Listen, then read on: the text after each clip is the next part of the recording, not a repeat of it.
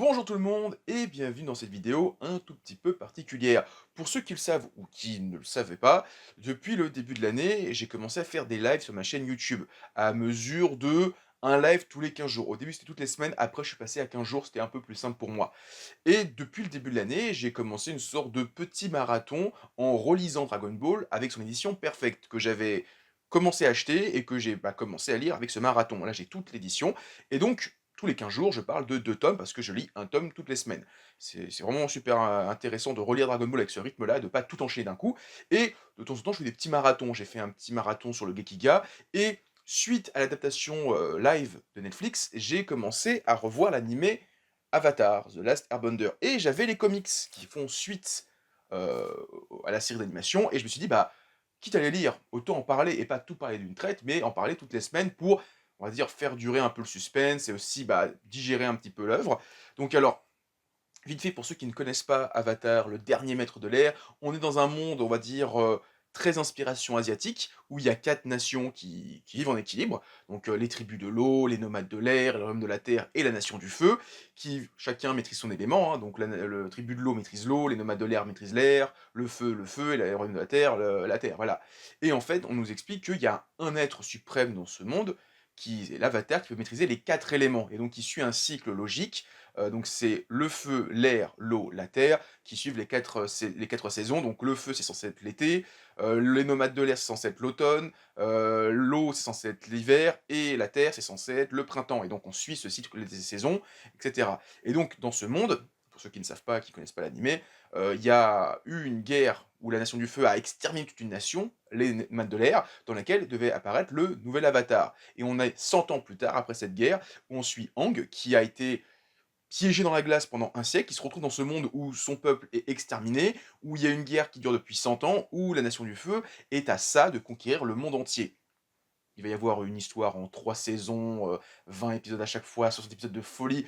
Ça a pris un petit coup de vieux, mais je les ai revus les épisodes et ça a pas si mal vieilli que ça. Il y a des productions aujourd'hui qui limite, font moins bien qu'Avatar, hein, et pourtant c'est une production américaine, hein, c'est pas un animé japonais et donc à la suite, de cette série d'animation, il y a eu un comics, enfin il y a eu des comics, il y en a eu 6 en tout, donc qui se passent directement après la fin de la saison 3. Vraiment les toutes premières pages du comics du premier tome, c'est la suite directe de l'animé et donc, là maintenant il va y avoir le marathon, donc je vous laisse, découvrir les 6 tomes un par un, ce que j'en ai pensé au fur et à mesure.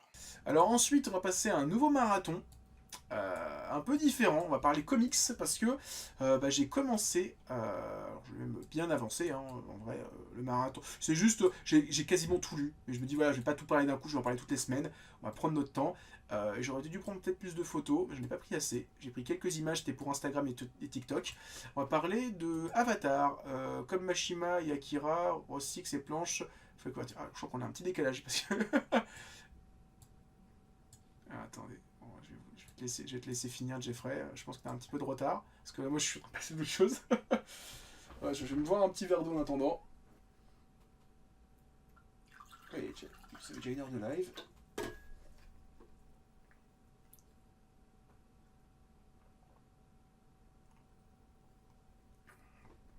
Donc, donc alors, on va parler. Parce qu'en fait, il y a un an ou deux maintenant, je suis tombé en boutique sur cette BD. Donc, attendez, je l'ai sous la main. Tac. On va parler de ça. Et en plus, c'est un beau pavé. Voilà. Avatar, le dernier maître de l'air, donc la promesse, donc qui est Nickelodeon Hachette, donc c'est Hachette qui est l'éditeur en France, et donc en fait qui ont sorti les intégraux, les intégrales de l'Avatar, donc c'est des gros comics de 150-200 pages qui font suite à la série d'animation. Alors en fait, j'en ai parlé il y a quelques lives, j'ai vu la série live Netflix, et dans la foulée, j'ai kiffé, et je me suis dit, j'ai grave envie de revoir la série d'animation, ça fait depuis le film de Night Shyamalan que j'avais pas revu la série d'animation. Et j'ai pris une claque. Ça a pris un petit coup de vieux par moment, où tu sens vraiment. La série date de 2008, 2006, donc tu sens que ça a 20 ans, mais ça a pas tant vieilli que ça, hein. Je trouve qu'il y a des combats qui sont.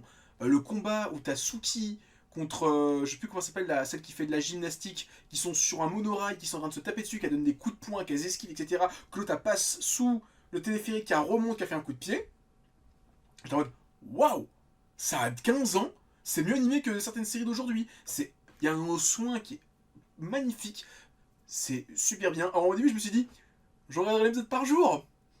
J'ai pas tenu. Je crois que j'ai une saison, je l'ai fini en une semaine, tellement c'était la saison 3, je l'ai fini en une semaine. Et donc dans la foulée, j'ai lu les comics, alors je les ai tous lus. J'ai pris des notes, donc toutes les semaines on parlera, juste pour vous donner un petit peu envie.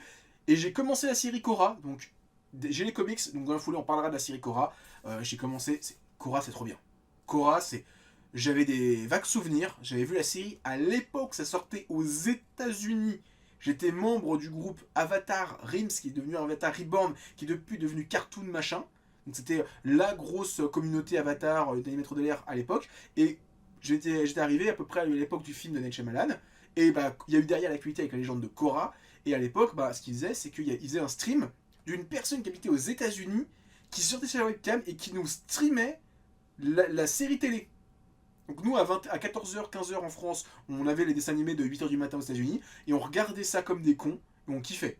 On était 5 ou 6 à regarder en stream, on était trop contents, et alors après, la personne enregistrait l'épisode, elle l'envoyait au fansub en France, et une semaine après, on avait la version traduite, et donc moi je suivais toutes les semaines l'épisode en anglais, je comprenais rien à ce qu'il disait, parce que je pite que dalle en anglais, mais d'ailleurs je kiffais revoir l'épisode en VSTFR, et donc j'ai suivi les 4 saisons comme ça, un peu déçu de la saison, donc on en reparlera quand j'aurai fini Korra. En tout cas, voilà, on va parler de ça. C'est pas sur le marathon. En comics, je suis sur le run de Bruce Baker de Daredevil en ce moment. Moi, on va regarder ça. On va regarder ça juste après. Ça me dit quelque chose de Bruce Baker. Donc, le tome 1 de Avatar, le Démétre qui s'appelle La Promesse. C'est le tome, il se passe juste après l'animé, parce qu'on est vraiment. Alors, je sais pas si j'ai pris la photo. Et voilà, on est vraiment. Les premières pages, c'est on reprend case pour case l'animé, bon, avec le style de l'auteur, et ça se commence quasiment sur le bisou final. C'est-à-dire le bisou entre Aang et Katara qui clôture la série. Le tome reprend là-dessus. Après, on a une petite ellipse temporelle où en fait, le postulat de l'intrigue, c'est Zuko, depuis qu'il est devenu Seigneur du Feu, a dit oui, on a merdé pendant 100 ans, on a conquis des territoires du Royaume de la Terre. La Nation du Feu s'engage à quitter ces territoires et rendre ces territoires conquis au Royaume de la Terre. Et donc on avance un an plus tard, et le problème c'est que ça n'a pas avancé plus que ça. Alors, l'histoire entre Katara et Aang, elle a bien avancé, ils sont même amoureux, ils sont même en train de faire des mon cœur, mon chéri, t'as Sokka qui fait arrêtez de faire ça en public, c'est cringe.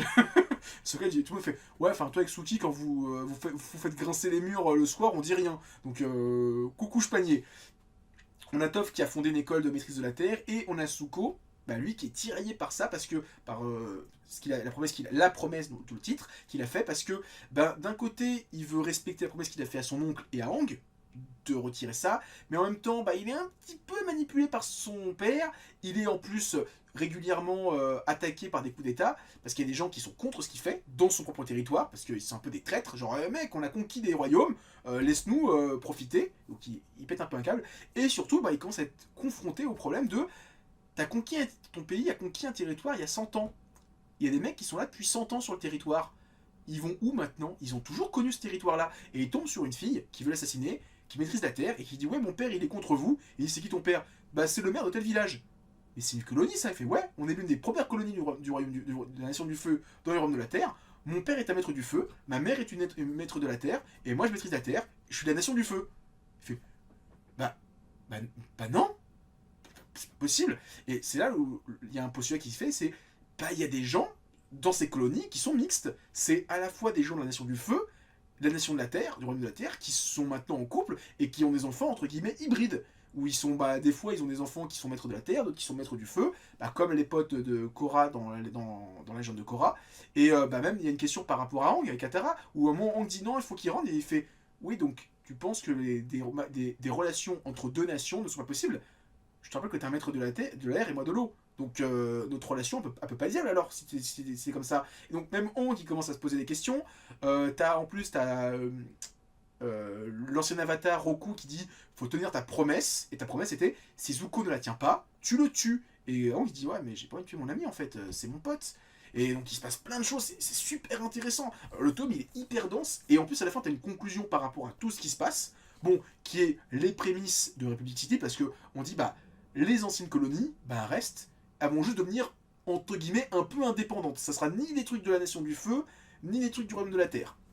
Et c'est hyper intéressant, moi j'ai vraiment, je m'attendais pas à ce que ça soit aussi profond, parce que ça monte à un niveau mais grave au-dessus par rapport à Avatar, qui vers la fin montait en puissance en termes d'intérêt.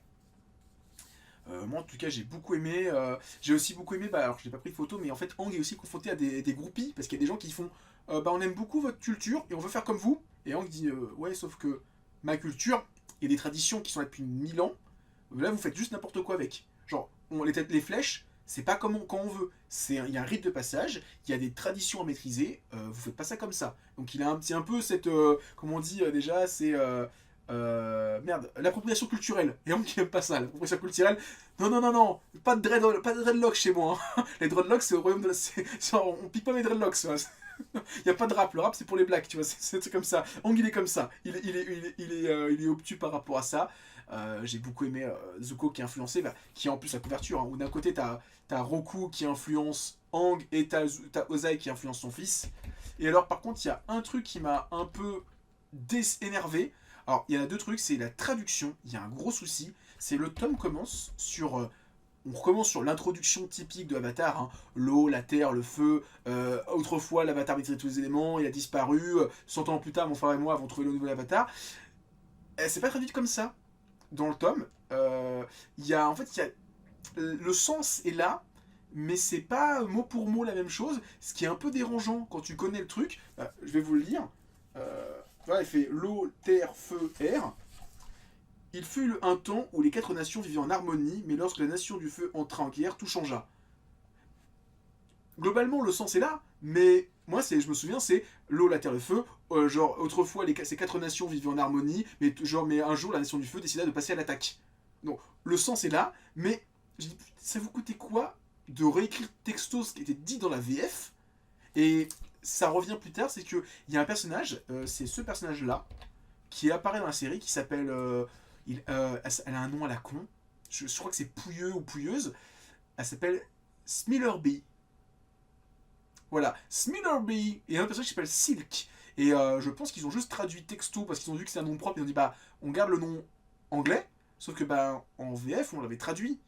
Donc bah gardez le nom VF. Et je pense qu'il y a pas eu à avoir de communication entre la VF, les choix de traduction de la VF et la traduction telle quelle du comics, et je pense que le traducteur n'a pas fait du mauvais boulot, il a juste traduit tel quel ce qu'il a lu dans le script en VO, mais comme il n'a peut-être pas connaissance de la VF de l'animé, ben je trouve qu'ils sont passés à la trappe, et deux trois fois il y a des noms où genre Ozai il change complètement, et je crois qu'ils disent pas Ozai, ils disent Gozin au lieu de Sozin.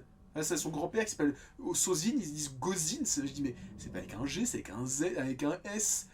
Pareil, il y a Suki qui s'appelle Silk, voilà, c'est ce que j'avais noté. C'est vraiment ce côté, ça manque d'une bible entre la passation de la VF de l'animé et la traduction du comics. C'est quelques petits trucs qui m'ont un peu gêné, mais il y a d'autres choses qui me gêneront, j'en parlerai par la suite dans les prochains tomes du marathon. Mais en tout cas, voilà, j'ai beaucoup aimé ce tome de Avatar, des Maîtres de l'air, et très très bon comics. Je vous conseille. Alors, ils coûtent un petit peu cher, hein, ils sont à 20 balles.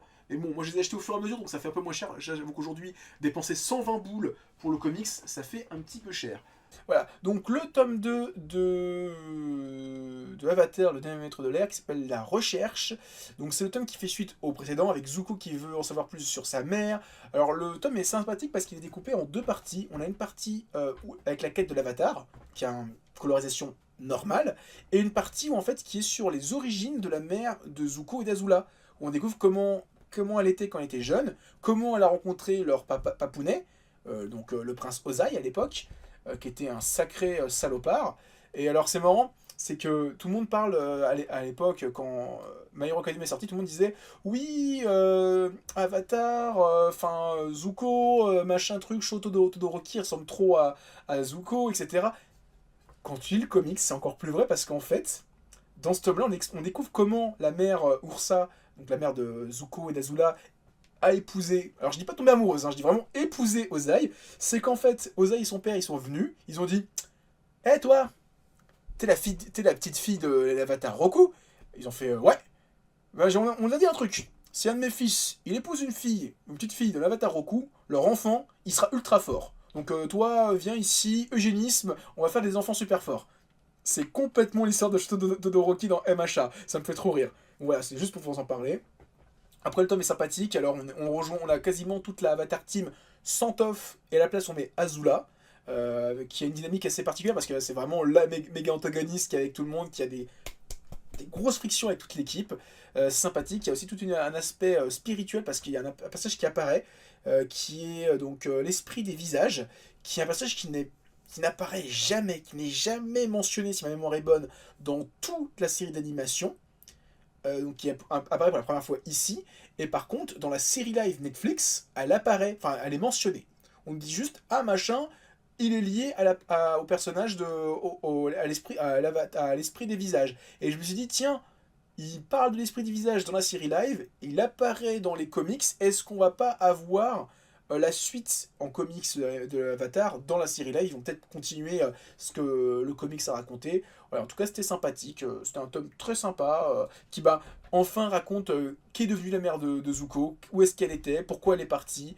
En plus, il y a une sous-intrigue sur la paternité de Zuko qui est remise en question, qui est hyper intéressante. Voilà, moi, j'ai beaucoup aimé ce tome-là, très intimiste. Et on passe au tome 3, qui s'appelle le désaccord. Alors cette fois, c'est un tome où on retire Zuko, on retire Azula, et à la place, on met Toph, parce qu'elle était absente. Donc là, c'est le tome sur Toph. Où en fait, alors c'est un tome qui mélange deux choses. C'est à la fois, on a Aang qui avec sa petite troupe de pseudo-maîtres de l'air va faire un pèlerinage et va tomber sur un pèlerinage lié à l'avatar de l'air, enfin l'avatar de l'air avant Aang, donc 4 générations avant, donc l'avatar Yang qui a eu en plus un comics sur elle qui, à s'y paraît, c'est un avatar qui était hyper violent, hyper sanguinaire. Et ils arrivent sur le lieu du culte, et en fait, ben, c'est devenu une méga usine de fabrication de pièces détachées de métal.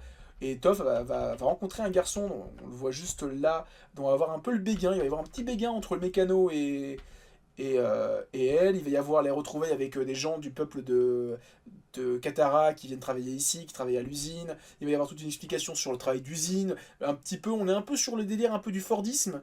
1910-1920, donc avec la création de tanks, le fait que on commence un petit peu à déléguer le pouvoir des maîtres élémentaires, où on dit ouais, il y a des maîtres de la terre qui font ça, mais il y a des machines qui vont pouvoir le faire à leur place. Ah, il y a les maîtres du feu qui font ça, ben on va commencer à avoir des machines qui sont plus puissantes et qui vont pouvoir évincer les maîtres, et qui est un petit peu le début du Fordisme et de l'automatisation, qui sont des choses qui sont racontées dans Je suis Shingo.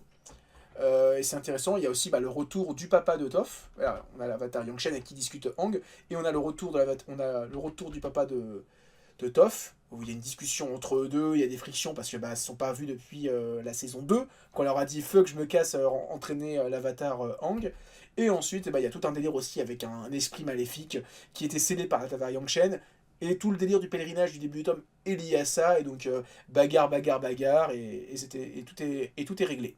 C'est encore une fois un très bon tome, surtout pour Aang et son papa. Les relations qu'il y a entre eux, j'ai beaucoup aimé. Qu'ils puissent enfin réparer les turbulences qu'il y avait entre eux. Alors, pour l'instant, les comics Avatar, du très très bon, j'ai rien à dire. J'ai adoré. Jusqu'à présent, j'ai aucun défaut. Voilà, il y a des défauts de traduction dans les premiers tomes, où il y a des noms qui ont été mal traduits, qui sont corrigés avec la suite. Par contre, la semaine prochaine, on va parler d'un truc qui m'a beaucoup énervé. Et j'en parlerai la semaine prochaine parce que c'est à partir de la semaine prochaine que ça devient pénible. Mais voilà, en tout cas, ce petit marathon Avatar, moi j'apprécie, surtout que je sais que très peu de gens sont au courant que c'est sorti en France, donc j'en profite pour en parler. C'est vraiment, non mais c'est similaire à Endeavor, Jeffrey, c'est la même histoire, là ça devient la même histoire. Il y a la marque sur le visage, le fait que ça soit de l'eugénisme, il y a un délire là. Alors je sais pas qui a copié qui sur l'eugénisme, parce que le comic est sorti en 2011-2012, pour moi c'était le tout début de MHA. Donc Avatar tome 4, donc Fumée et Ombre. On est sur un tome qui est centré sur Zuko, en même temps il est sur la couverture. Donc en fait c'est le tome qui fait suite au tome 2, où donc Zuko essaie de retrouver sa mère. Et donc en fait là on est vraiment sur la suite directe, où en fait Aang l'accompagne sur son retour à la Nation du Feu, accompagné de sa mère, son beau-père et sa demi-sœur. Et en fait, quand il arrive à la Nation du Feu, il y a tout un délire où il y a des Rikage, c'est ce que j'ai noté, qui envahissent la Nation du Feu et qui enlèvent des enfants. Et en fait, ça fait un lien avec euh, toute des anciennes légendes de la Nation du Feu, qui était à l'époque où la Nation du Feu n'était pas encore unifiée, ils se battaient entre eux, ils se foutaient la guerre. Et donc il y a tout un chapitre où ils vont découvrir les origines de la Nation du Feu, avec des personnages qui ont des coupes de cheveux. C'est le royaume de Wa, en fait. C'est vraiment ces coupes de cheveux qui sont vraiment l'antiquité japonaise. Donc qui fait encore un lien entre le Japon et la Nation du Feu. Après, il y a des trucs pas très intéressantes sur Mei et son nouveau petit copain qui est pas hyper. Je me suis un peu fait chier par rapport à ça. J'aime aussi tout le fil conducteur qu'il y a autour de Ursa, donc la mère de Zuko, sur le fait que elle a retrouvé son visage d'origine depuis le tome 2, et sa fille, donc la demi-sœur de Zuko, a dit mais t'es pas ma mère en fait, je te connais pas, elle, sa mère, elle a été, j'ai une connerie, elle était blonde aux yeux bleus, là maintenant c'est une blonde aux yeux noirs, elle dit mais je te connais pas, toi t'es qui en fait? Et donc il y a toute cette tension qu'il y a là-dedans. Ouais, c'était un tome qui était globalement sympathique, un peu loin à mon goût, et avec, en fait, je le résume en quelques lignes, en fait, ce qui se passe dedans, et c'est pas très intéressant. Et en plus de ça, c'est un tome qui marque un petit coup de gueule que je vais passer aux éditeurs, qui sont un peu des PNQ, on va dire ça comme ça. Donc c'est le tome 4. Voilà, le tome 4, qui est super bien, avec une super do, le Zuko, on a Avatar, tome 4, Fumée et Ombre. Le souci, alors où est-ce que je l'ai foutu ce tome-là? Merde, ah, il est là. Là, j'ai le tome 3, le tome d'avant, qui est comme les autres, hein, voilà, Vernis sélectif, le désaccord, super tome. Voilà, on a le dos qui est tout pareil, hein, avec le titre, etc. Mais en fait, c'est pas très subtil, hein, parce que quand je vais vous le montrer, il y en a un qui a un chiffre, l'autre pas. En fait, à partir du tome 4, ils se sont dit, mais en fait, c'est des tomes numérotés. Et si on mettrait des numéros sur le dos de nos tomes, en fait? Bah ouais, bande de cons. Donc en fait, à partir du tome 4, moi qui suis un premier lecteur, qui a acheté les 3 premiers tomes, je suis un peu niqué. Depuis les réimpressions, ils ont corrigé ça. Mais je me dis, vous saviez que vous aviez 6 tomes à sortir, vous pouvez pas mettre un numéro dès le début, bande de glandus? Je sais pas.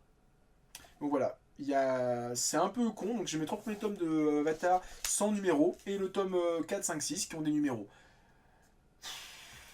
Voilà.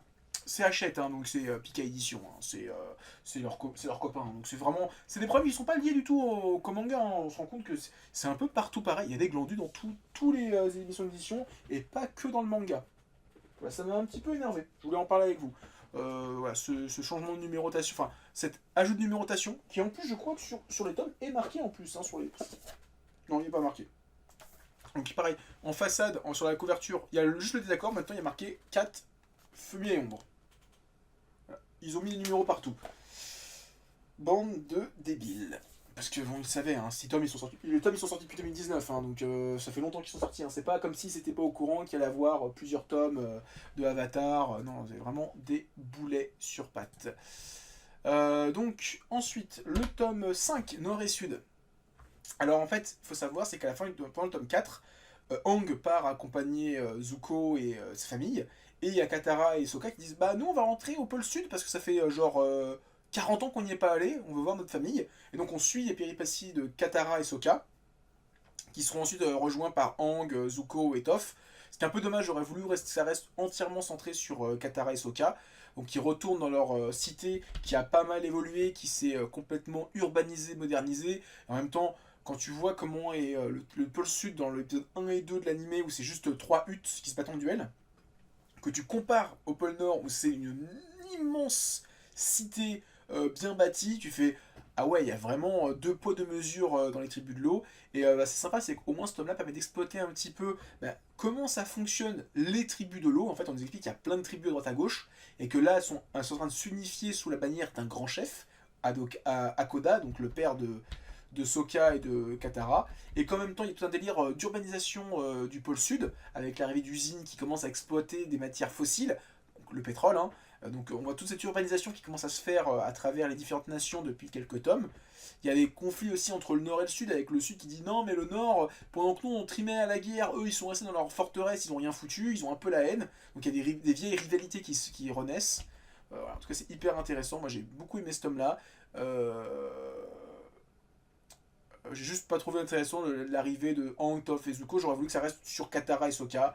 Moi, ça m'aurait suffi. Voilà. En tout cas, c'est l'avant-dernier tome de ce marathon. La semaine prochaine, on parlera du sixième et dernier tome. Et après, on parlera peut-être de Legend of Korra.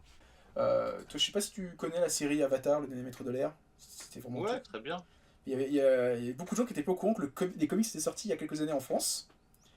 Et Ah, moi non plus, ou alors ouais, sans intérêt, quoi. ouais. Bah, en vrai, c'est sympathique. Bon, le dernier Ouais. tome est là, c'est le dernier tome qui est sorti et en fait qui a été vendu comme le tome ultime.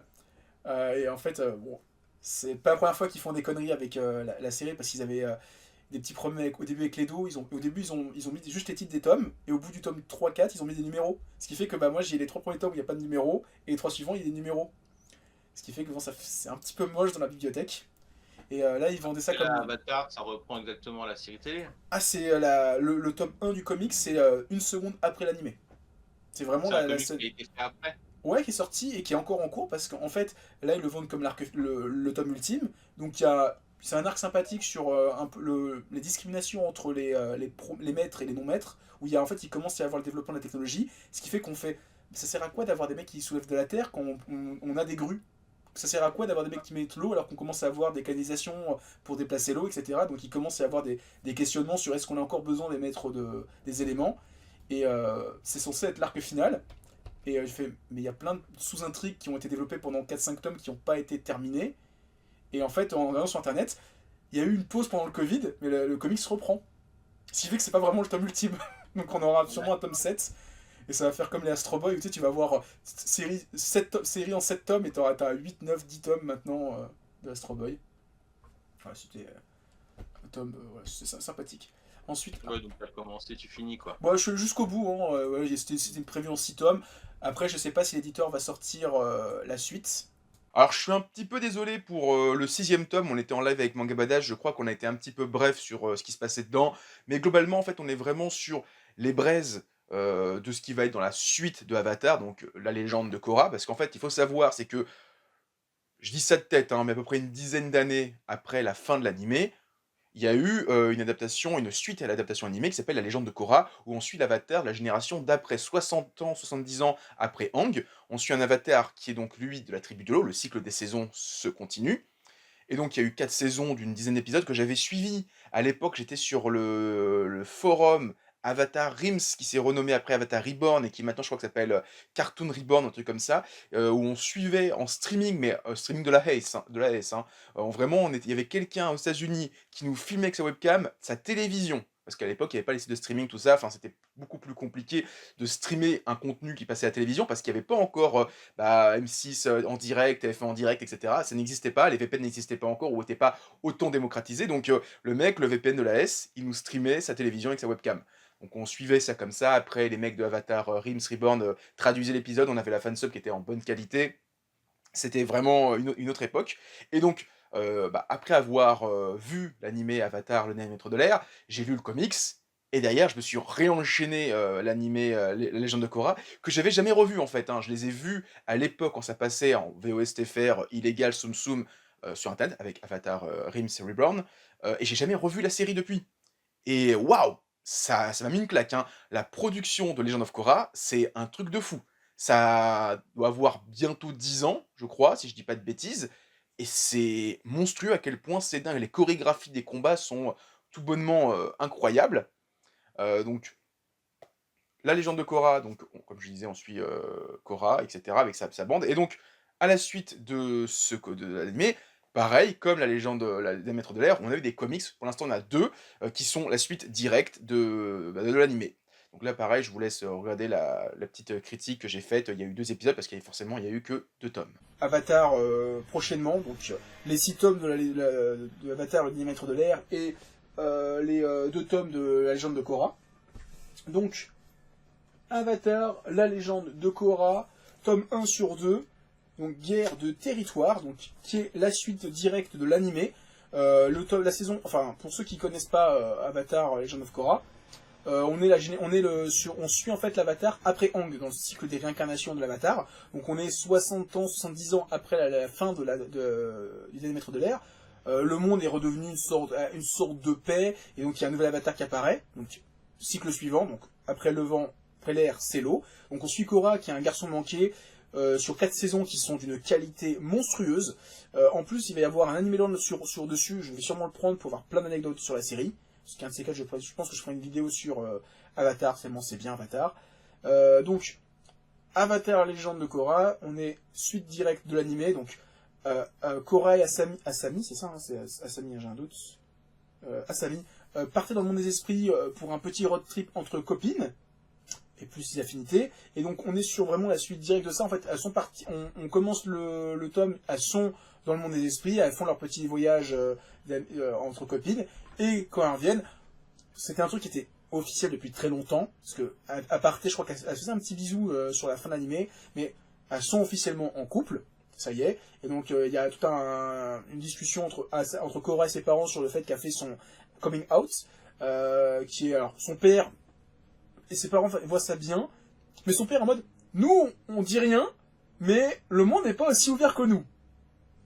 Voilà, donc fais attention, c'est un peu compliqué, alors elle se piche un petit peu avec ça, et après il y a tout un délire sur des guerres de territoire de mafieux à Republic City, il y a les esprits qui s'en mêlent un petit peu. Voilà, c'est bien pour remettre un peu les bases dans tout ce qui se passe dans Avatar, pour remettre un petit peu les points sur les i post saison 4. C'est un petit peu chiant qu'il y ait eu un peu de coming out, parce que je crois que pareil, il y a un autre personnage qui fait son coming out, je suis fait, ouais, au bout d'un moment, si tout le monde fait son coming out, sans être, on va dire, obtus, deux personnages, mais si tout le monde le fait, au bout d'un moment, arrêtez, hein, ça devient un peu gros. Mais voilà. En tout cas, c'était un tome bien sympa. C'est pas le mieux qu'on ait eu jusqu'à présent. C'est pas le meilleur des tomes de Avatar, des 8 comics que j'ai lus, mais ça fait le café, ça remet un petit peu... Bah, c'est aussi là pour remettre les bases sur là où c'est arrêté la saison 4. Bon, forcément, tu dois démarrer là-dessus, tu peux pas faire ce que tu veux. Par contre, le deuxième tome, Les Ruines de l'Empire, donc lui, qui est vraiment là, on va dire, un écho de la saison 4, c'est que, en fait, on le voit en couverture, c'est le retour de Kuvira, donc qui était l'antagoniste de 64, qui, pour rappel, avait essayé d'unifier les royaumes de la Terre qui étaient complètement disloqués après l'assassinat de la reine de la Terre. Et donc elle avait essayé de réunifier ce royaume en créant le grand royaume du métal. Elle avait été vaincue par Korra, etc. Et donc le problème c'est que le roi de la Terre, donc le neveu de la reine, décide de créer une sorte de... un peu comme la royauté anglaise, je suis toujours le roi, au sens je suis le roi, mais vous allez élire vos représentants, et donc vous avez une sorte de monarchie parlementaire, etc. Et donc il y a les sbires de Kuvira, je crois que c'est le général Tang, comment il s'appelle déjà, Guan, le commandant Guan qui veut se mettre un peu, qui veut faire un coup d'état, reprendre le pouvoir, etc. Donc Korra fait appel à Kuvira pour l'aider. En parallèle de ça, on a tout un arc narratif sur Kuvira qui est jugé pour ses crimes de guerre, qui va avoir une petite rédemption. Le général Guan qui va prendre le pouvoir. Il y a toute la famille de Toph qui va venir en aide. On va voir toute l'origine story de Kuvira, qui est super intéressante, où on découvre que pourquoi elle est comme ça, et c'est vrai que ça manque dans la saison 4 de l'anime de comprendre un peu ses intentions, et là on comprend mieux le personnage, de sa relation avec sa mère adoptive, donc la fille de Toph, et donc la boss de la ville du métal.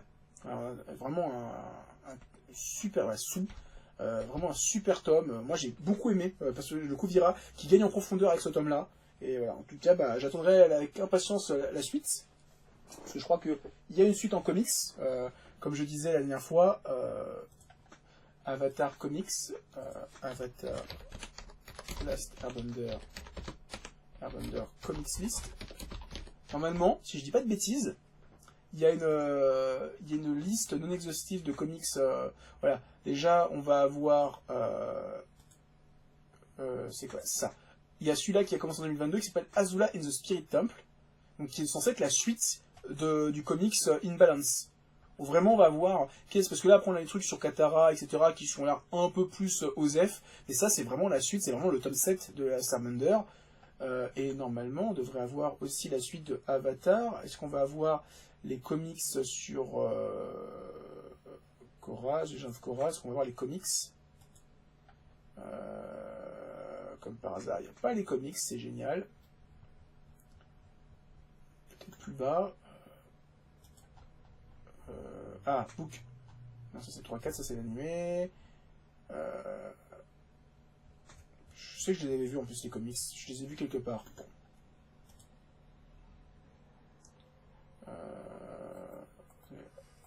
Legend of Korra. Legend of Korra. Comics, voilà. Legend of Korra Comics, voilà. Tac. Et donc, pour l'instant, on a, voilà, Mystery of Pequan Island, qui commence.